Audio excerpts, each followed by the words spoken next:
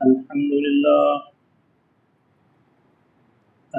لله نحمده ونستعينه ونستغفره ونؤمن به ونتوكل عليه ونعوذ بالله من شرور أنفسنا ومن سيئات أعمالنا من يهده الله فلا مضل له ومن يضلله فلا هادي له ونشهد أن لا إله إلا الله وحده لا شريك له ونشهد أن سيدنا ومولانا محمدا عبده ورسوله أما بعد فأعوذ بالله من الشيطان الرجيم بسم الله الرحمن الرحيم ولكل أمة جعلنا منسكا ليذكروا اسم الله على ما رزقهم من بهيمة الأنعام فإلهكم إله واحد فله أسلموا وبشر المخبتين الذين إذا ذكر الله وجلت قلوبهم والصابرين على ما أصابهم والمقيم الصلاة ومما رزقناهم ينفقون والبدن جعلناها لكم من شعائر الله لكم فيها خير فاذكروا اسم الله عليها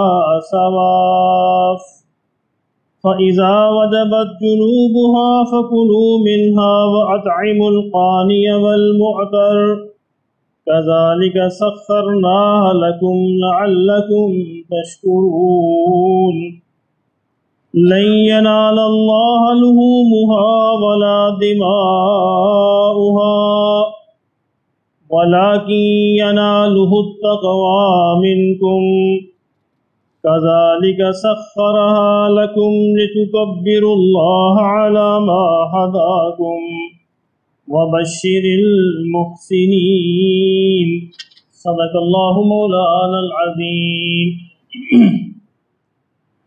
حضرات المحترم، جیسا کہ میں نے پچھلی بار عرض کیا تھا کہ یہ رمضان کی طرح ذی الحج کے پہلے 10 دن بھی بڑے خاص ایام ہیں، اور رمضان کے بعد سب سے مبارک ایام عبادت کے لحاظ سے، قبولیت کے لحاظ سے یہی ایام ہیں. 8 دن گزر گئے، 2 دن باقی ہیں.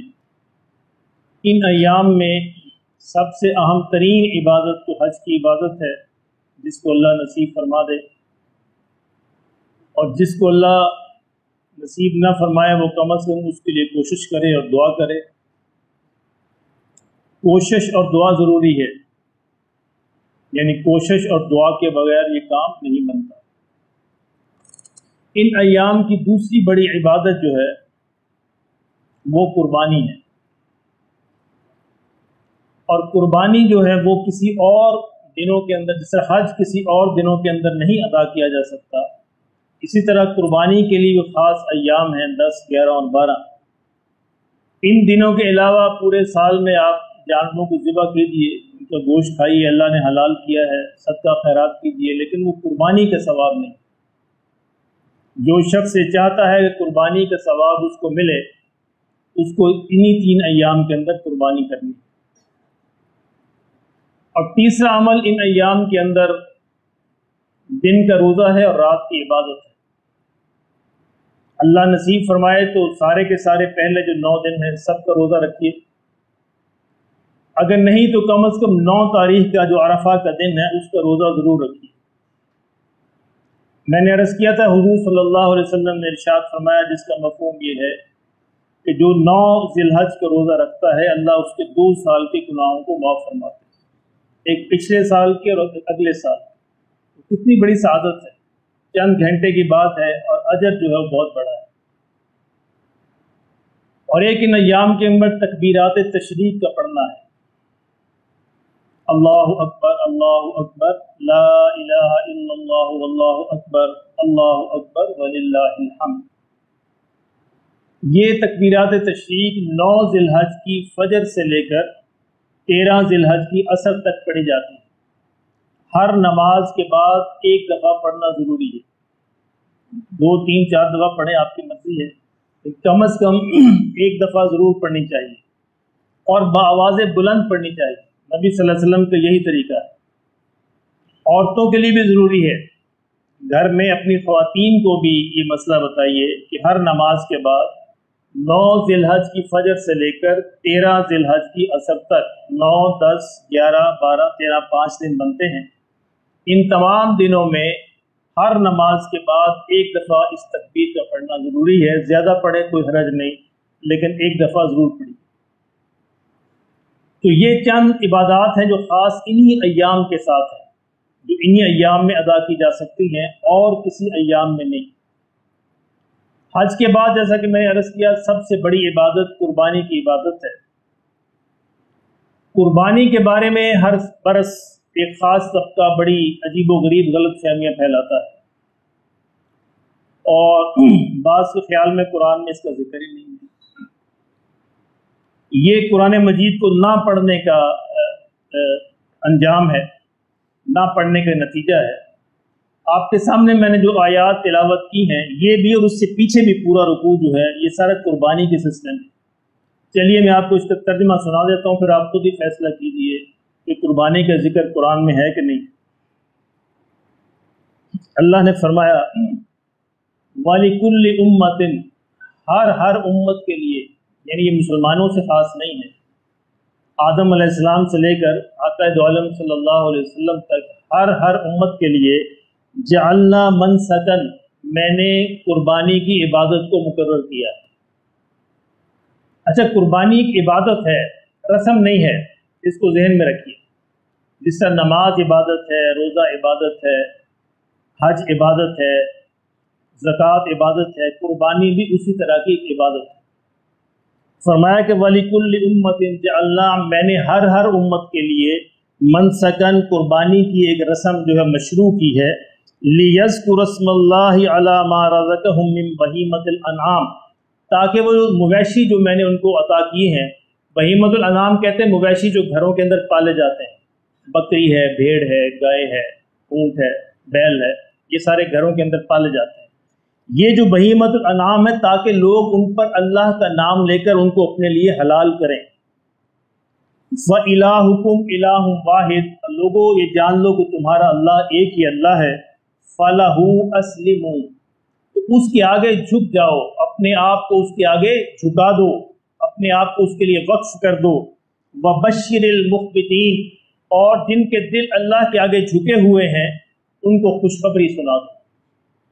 الَّذِينَ إِذَا ذُكِرَ اللَّهُ وَجِلَتْ قُلُوبُهُمْ، یہ وہ لوگ ہیں جب ان کے سامنے اللہ کا ذکر کیا جاتا ہے تو ان کے دل کانپ جاتے ہیں، ان کے دل ڈر جاتے ہیں۔ اب دیکھیے قرآن مجید کی یہ آیت اور بہت سے دوسرے مقامات پر اللہ نے اس بات کو خاص طور پر ذکر کیا کہ مومنین کی ایک بہت بڑی علامت یہ ہے کہ جب ان کے سامنے اللہ کا ذکر آئے تو ان کے دل جو ہے خوف سے، ڈر سے، شوق سے، محبت سے بھر جائیں اور وہ کانپ اٹھیں۔ اب اس پیمانے پہ ہم اپنے آپ کو جانچیں، کبھی ہم نے اس طرح اللہ کا نام لیا ہے کہ جب اللہ کا نام لے تو ہمارا دل محبت سے بھر جائے کہ یا اللہ تو ہی ہمارا خالق ہے، تو ہی ہمارا رازق ہے، تو ہی ہمارا مالک ہے، تو ہی قادر مطلق ہے، تو ہی سمیع ہے، تو ہی بصیر ہے، تو ہی رحمان ہے، تو ہی رحیم ہے، تو ہی کریم ہے، تو ہی مالک الملک ہے، تو ہی ذو الجلال والاکرام۔ اب یہ ساری کی ساری صفات جو ہیں یہ ساری ذہن میں لاتے ہوئے کہ یا اللہ، اے اللہ، تو یہ اللہ کو اس طرح یاد کرنا، تنہائی کے اندر یاد کرنا، مجمع کے اندر یاد کرنا، دل کے اندر یاد کرنا، اونچی آواز سے یاد کرنا، آہستہ آواز سے یاد کرنا، اور اللہ سے خاموشی کے ساتھ چپ کے باتیں کرنا، یہ ہے اللہ سے ڈرنا، اللہ کو اپنے غم سنانا، اپنے دکھیں سنانا، اپنی خوشیاں بتانا، اپنی غمیاں بتانا کہ یا اللہ اور کس کو ہم سنائیں اور کس کو ہم بتائیں۔ तुझी को अपनाना है, तुझी को बताना है, तुझी से लेना है, और तुझी से सब तेरे ही सारी उम्मीदें वाबस्ता है। तो ये मोमिनीन की सिफ्त है। यानी हर बंदा ये अगर जानना चाहे कि मेरा अल्लाह से कितना ताल्लुक है, तो एक दफ़ा तन्हाई में कह के देखे अल्लाह, फिर देखे उसके दिल का हाल क्या होता है। अगर तो दिल पे कोई असर नहीं होता, कोई गुजरता नहीं, इसका मतलब कि ताल्लुक नहीं बना। अब कुर्बानी पे जो इतराज़ किया जाता है कि जी ऐसा क्यों नहीं करते मुसलमान कि कुर्बानी की बजाय पैसे गरीबों को दे दें, ये आम इतराज़ है, ये एक फजूल किस्म का इतराज़ है। देखिए हमारे बहुत से रिश्ते हैं, ना इस बात को समझिए, बहुत से रिश्ते हैं, माँ से रिश्ता है, बाप से है, बहन से है, भाई से है, बीवी से है, बच्चों से, बेशुमार रिश्ते हैं, ताल्लुकात हैं हमारे। और इंसान जो है ताल्लुकात के बगैर जी नहीं सकता। अगर इस पर गौर कीजिए, रोटी के बगैर शायद चंद दिन गुजार ले, पानी के बगैर चंद दिन गुजार ले, बाकी नेमतों के बगैर शायद चंद दिन गुजर जाए, लेकिन ताल्लुक के बगैर जी नहीं सकता। किसी न किसी से ताल्लुक को रखना पड़ेगा, या माँ से, या बाप से, या बीवी से, बच्चों से, बेटों से, किसी न किसी से। अब अंदाजा लगाइए, ताल्लुक के बगैर अब जीते हैं। हर लम्हे हमारा किसी न किसी के साथ ताल्लुक होता है। घर के अंदर घर वालों से होता है, बाहर दोस्त अहबाब से होता है, हर जगह किसी न किसी से ताल्लुक की बुनियाद पर हम जीते हैं, ताल्लुक की बुनियाद पर आगे बढ़ते हैं, ताल्लुक की बुनियाद पर जिंदगी गुजारते हैं। और हर एक से ताल्लुक के अपने तकाजे होते हैं। माँ से ताल्लुक है, उसके अपने तकाजे हैं, बाप से ताल्लुक है, उसके अपने तकाजे हैं, बीवी से ताल्लुक है, उसके अपने तकाजे हैं, बहन भाई दोस्त अहबाब से ताल्लुक है, उसके अपने तकाजे हैं। क्यों जी, सब तकाजों को गड़बड़ कर सकते हैं आप? नहीं हो सकते, मिक्सअप नहीं हो सकते। हर एक के तकाजों को उसके मुताबिक अदा करना पड़ेगा, और कोई तकाजा भी किसी और तकाजे पे कुर्बान नहीं हो सकता। अगर मैं ये कहूँ यार तुम हर वक्त माँ के पीछे पड़ रहते हो, बाप की क्यों नहीं करती? माँ की अपनी इज्जत है, बाप की अपनी इज्जत है।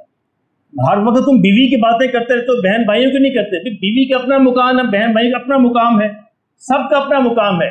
किसी एक के मुकाम को दूसरे मुकाम पर कुर्बान नहीं किया जा सकता। इसी तरह हमारा अल्लाह से एक ताल्लुक है, रसूलुल्लाह सल्लल्लाहु अलैहि वसल्लम से एक ताल्लुक है, उनके अपने एक तकाजे हैं। और ताल्लुकात की जो फहरिस्त है, एक लंबी फहरिस्त, उसमें सबसे ऊपर हमारा खालिक है, सबसे ऊपर हमारा मालिक है, अल्लाह से ताल्लुक है। उसके बाद रसूलुल्लाह सल्लल्लाहु अलैहि वसल्लम से ताल्लुक है, बाकी सारे ताल्लुकात इसके तहत आते हैं, इसके बाद आते हैं। अब अल्लाह से ताल्लुक के अपने तकाजे हैं। अब अल्लाह ने अपने ताल्लुक की एक अलामत करार दी कि जब मैं इनको हुक्म दूं तो ये अपनी जानों को मेरे आगे पेश कर दें, ये उसके ताल्लुक का तकाजा है। और करम फिर ये फरमाया कि चलो मैं तुम पे करम करता हूं, अपनी जानों के फिदिये के तौर पर जानवर कुर्बान कर दिए थे। अब ये उससे ताल्लुक का तकाजा है। अब मैं कैसे इसको कुर्बान कर सकता हूं? अब इसकी बजाय कैसे मैं किसी गरीब की मदद कर सकता हूं? मैं 3 लाख 4 लाख का मोबाइल लूं, कोई मुझे ये नहीं कहता यार तुमने मोबाइल क्यों लिया, गरीब की मदद क्यों नहीं की? उस पर मुबारकबाद देते, हाँ बड़ा अच्छा हुआ, माशाल्लाह माशाल्लाह तुमने मोबाइल लिया। उस वक्त ही गरीब मेरे हमसाये के अंदर मौजूद थे, उस वक्त क्यों नहीं कहते कि मैं गरीब की मदद क्यों ना कर दूं? गरीब की मदद का अपना मुकाम है, हर एक का अपना मुकाम है। हर साल हम यौम आज़ादी पे अरबों रुपया खर्च करते हैं। क्यों जी खर्च करते हैं? गरीब उस वक्त नजर नहीं आते, गरीब तो मुआशरे में उस वक्त भी होते हैं। ये क्यों? क्यों जी इससे वतन से मोहब्बत पैदा होती है। ये कहते हैं ना, हम क्यों यौम आज़ादी मनाते हैं कि जी वतन से मोहब्बत पैदा होती है, वतन से ताल्लुक का इजहार होता है। बयान ही मेरे दोस्तों, कुर्बानी अल्लाह से ताल्लुक का इजहार है। इंसान साल के बाद ऐलान करता है, मेरे मालिक अगर तू चाहेगा, जब चाहेगा, जिस वक्त चाहेगा, मेरी जान भी तेरे आगे हाजिर है। उसकी अलामत के तौर पर मैं ये जानवर ज़िबा कर रहा हूं, ये उसकी अलामत है, अलामती तौर पर मैं उसका इजहार कर रहा हूं। इसलिए इस ताल्लुक को कुर्बान नहीं किया जा सकता। इसकी बजाय यानी बाकी सब चीजें इंसान करता है, और उस वक्त कोई नहीं कहता कि तुम गरीब की मदद क्यों नहीं करते, तुम यतीमों की मदद क्यों नहीं? उनका अपना एक मुकाम है, अल्लाह का शुक्र है लोग करते हैं, और जो नेकी के काम करने वाले हैं वो उसको भी नहीं भूलते, उस मुकाम पर वो काम भी करते हैं। लेकिन ये कुर्बानी के बदले नहीं है, कोई चीज किसी दूसरी चीज का बदल नहीं होती।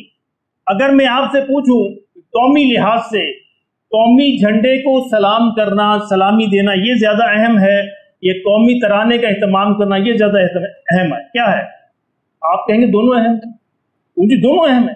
आप कहेंगे किसी कौम की बका के लिए, किसी कौम से ताल्लुक के इजहार के लिए, ये दोनों अहम है, अपना अपना मुकाम है। इसी तरह इबादात का अपना अपना मुकाम है, गरीबों की मदद का अपना मुकाम है, जरूर है, अहम है, इस पे कोई शक नहीं है, लेकिन कुर्बानी का अपना एक मुकाम है। इसके बदले नहीं किया जा सकता, कुर्बानी को कुर्बान करके नहीं किया जा सकता।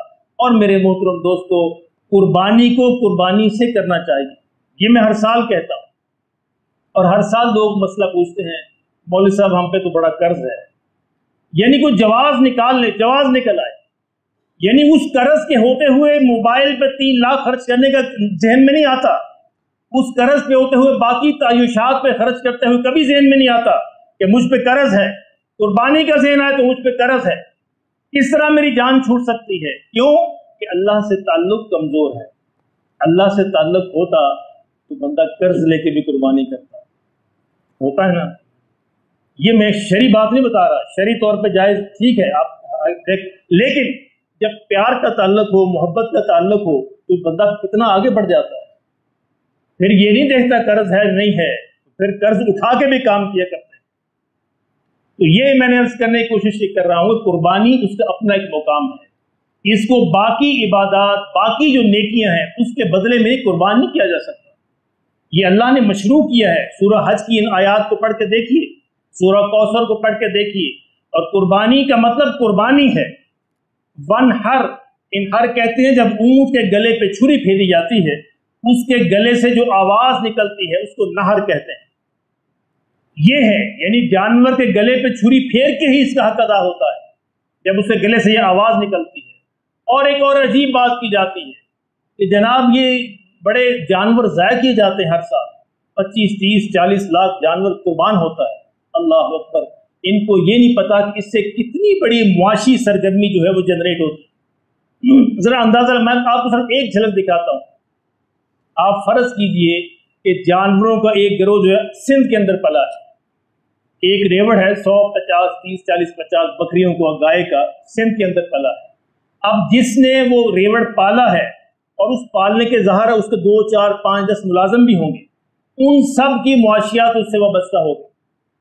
और रेवड़ पालने के साथ जो चारा सप्लाई करने वाले हैं, जो फसलें लगाने वाले हैं, उन सब जिम्मेदारों की मईशत उस रेवड़ के साथ वाबस्ता होगी।